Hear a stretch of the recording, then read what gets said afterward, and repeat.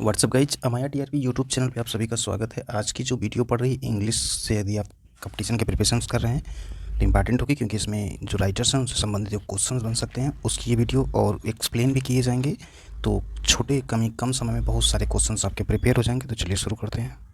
First question है कि in a world he is the universal poet, this is the opinion of long about. तो यहाँ पे जो है जो बात की जा रही है कि काफ़ी लंबे समय से जो है काफ़ी लंबे समय से जो है ऐसे लोगों का मानना है कि सार्वभौमिक कवि जो है एक शब्द में यदि कहा जाए तो कौन है वो।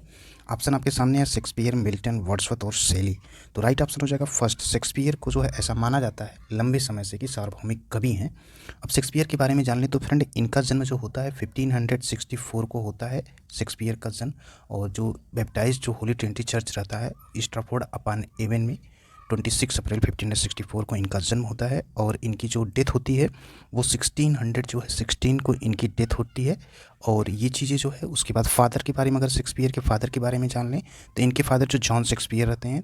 और उसके बाद जो है इनकी मदर जो रहती हैं मैरी एडन रहती हैं। मदर का जो नाम रहता है मैरी एडन रहती हैं। और उसके बाद विलियम शेक्सपियर के द्वारा जो है इनकी जो शादी होती है 1582 में, जो है एनी हैथवे से इनकी शादी होती है। तो ये भी चीज़ ध्यान दीजिए कि एनी हैथवे से इनकी शादी होती है। 1582 का वो दौर रहता है जब ये शादी के बंधन में बंधते हैं विलियम शेक्सपियर साहब। शेक्सपियर साहब के बारे में और बताएं तो 154 जो है सोनेट इनके द्वारा जो है लिखा जाता है।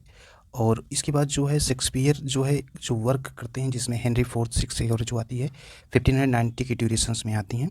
और इनके द्वारा वेनस एंड जो एडोनिस रहती है ये आती है 1593 के पीरियड में, वेनस एंड एडोनिस। तो ये भी जान लेते हैं। और 1593 का पीरियड था।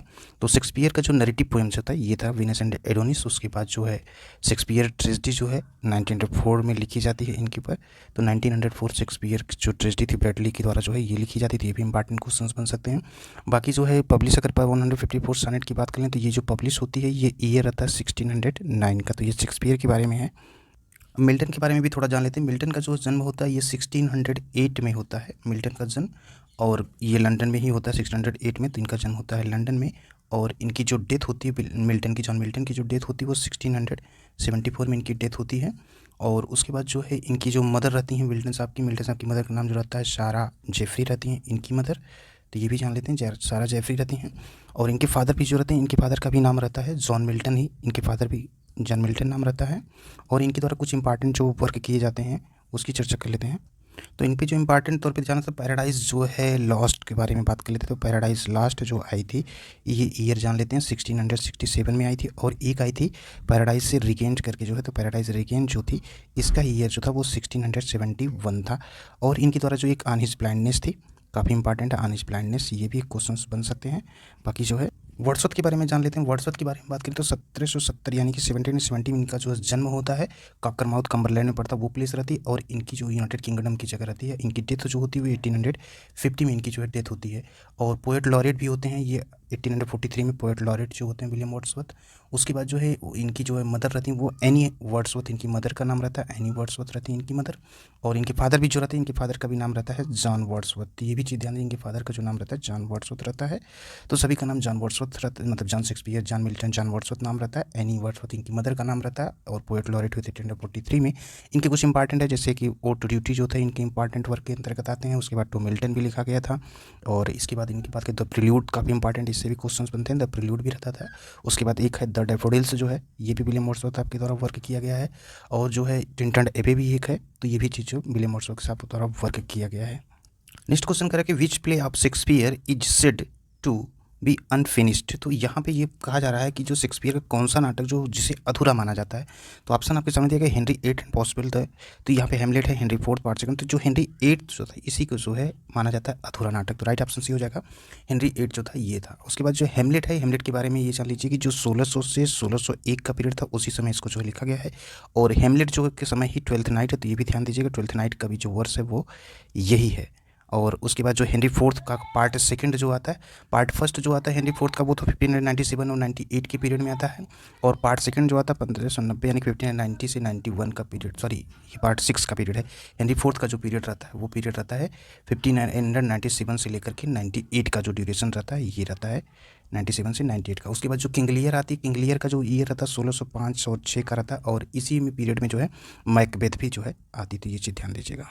नेक्स्ट क्वेश्चन है कि Falstaff is a character in Shakespeare. तो जो फाल्स्टफ जो करेक्टर है शेक्सपियर का एक पात्र है जो है वो किस में है, तो हेनरी 8, हेनरी 5, हेनरी 4, हेनरी 1। तो ये वही करेक्टर, ये हेनरी 4 का करेक्टर फाल्स्टफ। और हेनरी 4 को अभी पिछले क्वेश्चंस में आपको बताया कि हेनरी 4 जो था, ये पीरियड जो था 1597 से 98 का पीरियड। इसके बारे में डिटेल में वीडियो फिर आएगी एक एक टॉपिक पे जो है। अभी फिलहाल बस इतने तक जान लीजिए कि हेनरी 4 का जो पीरियड था वो 1597 से 98 का पीरियड था, 4th का पीरियड जो था।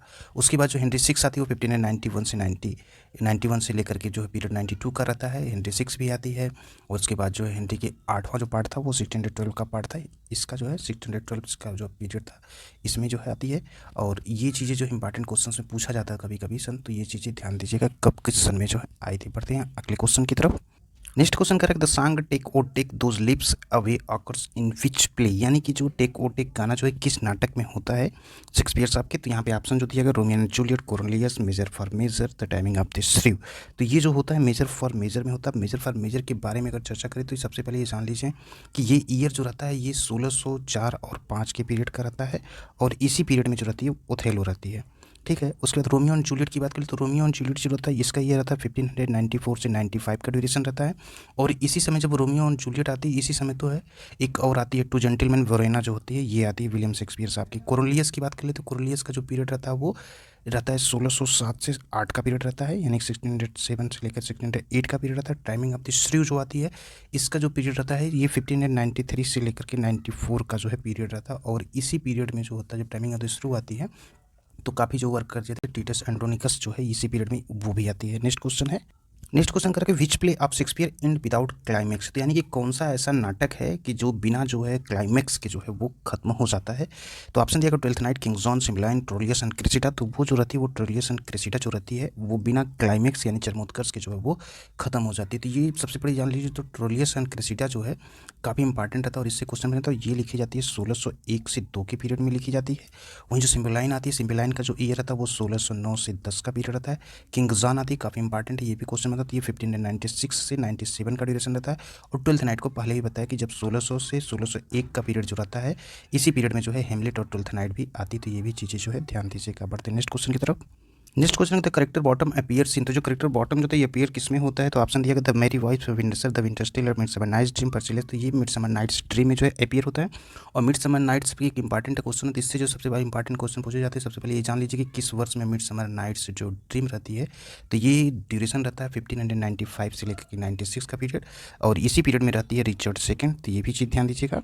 और वहीं पर the merry wives of Windsor जो रहती है काफ़ी इंपॉर्टेंट है, इससे भी क्वेश्चन जो पूछे जाते हैं।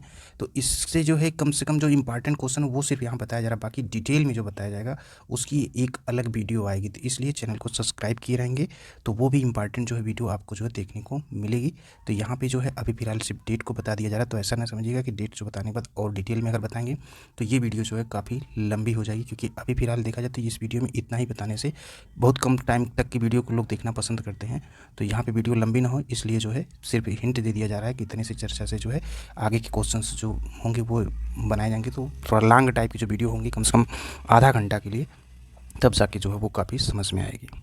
तो ये 1602 के पीरियड में जो है ये पब्लिश होती है। उसके बाद द विंटर स्टिल के बारे में बात करें तो विंटर स्टिल जो आती है 1610 से 1611 का पीरियड रहता है। पर्सिलेस जो आती है ये 1606 से 7 का पीरियड रहता है। तो ये चीज़ें यहाँ पे जान लेते। पर्सिलेस का पीरियड जब 1606-7 में रहता है। एंटोनियो एंड क्लियोपेट्रा भी जो है इसी पीरियड में आती है 1606 से और 7 के पीरियड में। नेक्स्ट क्वेश्चन देखते हैं, what is the meaning of Milton's work Samson Agonistes. तो यहाँ पे पूछा जा रहा है कि जो मिल्टन की कृति सैमसन एकोनिस्ट है जो है इसका क्या अर्थ होगा। तो रेस्लर्स होगा, जो ऑप्शन राइट होगा वो फर्स्ट वाला होगा। नेक्स्ट क्वेश्चन है, नेक्स्ट क्वेश्चन है कि वाज यहाँ पे फील करना कि was a new kind of play with magic and Fairyland. तो यहाँ पे जो पूछा जा रहा है कि जादू और जो यहाँ पे परी लोग के साथ जो एक नए तरह का जो खेल था तो किस में था। तो ये राइट ऑप्शन आपका हो जाएगा फर्स्ट वाला, मिडसमर नाइट्स ड्रीम के बारे में जो था।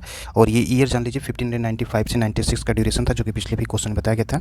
उसका सेकंड जो कोर्नेलियस है, कोर्नेलियस के बारे में बताया तो ये जो था 1607 से 1608 के पीरियड में था। लव लेबर लास्ट जो आई थी, ये भी क्वेश्चन जो लव लेबर लास्ट का भी जो पिछले वीडियो में बताया कि लव लेबर लास्ट की इंपॉर्टेंट क्वेश्चन है कि 1594-95 ड्यूरेशन में ये भी आई थी। इसके पीरियड में जो है काफ़ी रोमियो एंड जूलियट का जो है एडवर्ड थर्ड का ये भी वर्क किया गया था। ट्रोलियस एंड क्रेसिडिया जो आती है ये 1601 से 1602 के पीरियड में आती है। तो ये इंपॉर्टेंट है, इसको याद करते चलिएगा। फिर नेक्स्ट क्वेश्चन देख लेते हैं। When did John Milton publish tenure of Kings and magistrate. तो ये पब्लिश किस ईयर में थे? 1649 के पीरियड में। जॉन मिल्टन साहब के बारे में अभी पिछले वीडियो में बताया कि इनका जन्म 1608 में होता है और इनकी जो डेथ होती है 1674 में इनकी डेथ हो जाती है और ब्रैडी स्ट्रीट लंदन में इनका जन्म होता है। ये चीज़ें याद रखिएगा। और मदर का नाम बताया सारा जेफरी इनकी मदर का नाम है। उसके बाद फादर जो है जॉन मिल्टन है। पैराडाइज लास्ट इनके दौरान लिखी जाती है 1667 में। पैराडाइज रिगेन आती है, उसका ईयर आता है 1671 में। उसके बाद लाइसिडास आती है, कोरस आती है, फिर एलेलो क्रो आती है। तो ये सब वर्क जो है जॉन मिल्टन साहब के द्वारा जो किया जाता है। नेक्स्ट क्वेश्चन देख लेते हैं। नेक्स्ट क्वेश्चन के which famous work of John Milton was based on the fall of man Adam and you. यानी कि एडम एंड और यू के पतन पर आधारित जो कौन सा इंपॉर्टेंट जो काफ़ी फेमस हुआ था जॉन मिल्टन का जो है, तो वो है पैराडाइज लास्ट। और पैराडाइज लास्ट के बारे में भी आपको बताया कि 1667 में जो इनके द्वारा लिखा गया था। रिगेन को बार बार इसलिए बताना क्योंकि यही कन्फ्यूजन था। तो रिगेन का अगर पूछेगा ईयर तो सीधे 71 हो जाएगा, 1671। और इसी पीरियड में 1671 में सैमसन एगोनिस्ट भी आती है 1671 के पीरियड में। और आनिस ब्लाइंडनेस के बारे में तो जान ही रहे हैं, काफ़ी उसको पढ़े होंगे कि जब वो अंधे हो जाते हैं उसके बाद के पीरियड की बात है आनिस ब्लाइंडनेस। उसके बाद जो सैमसन एगोनिस्ट काफ़ी इंपॉर्टेंट वर्क जो है, तो इसका भी ईयर जो है 1671 है। रिगेन का ईयर भी बता दिए कि 1671 का पीरियड है। तो ये सभी ईयर जो है याद रखिएगा। इस टाइप से आपको वीडियो जो है मिलती रहेगी चैनल पे, इसलिए चैनल को सब्सक्राइब कर ले, बेल आइकन को प्रेस करें ताकि जब भी कोई वीडियो पे तो उसका नोटिफिकेशन आपको मिले। और वीडियो लंबी ना हो इसको ध्यान में रखते हुए छोटे छोटे पार्ट में वीडियो को बनाया जाएगा। हर एक चीज़ को डिटेल में बताने की कोशिश कीजिए। अगर आपको कहीं समझ में नहीं आता है तो आप कमेंट करके फिर उसको जो है एक वीडियो आपको इसको फिर बना के जो है प्रोवाइड कर दी जाएगी और इसकी PDF फिर बाद में जो है फ्री में मिल जाएगी।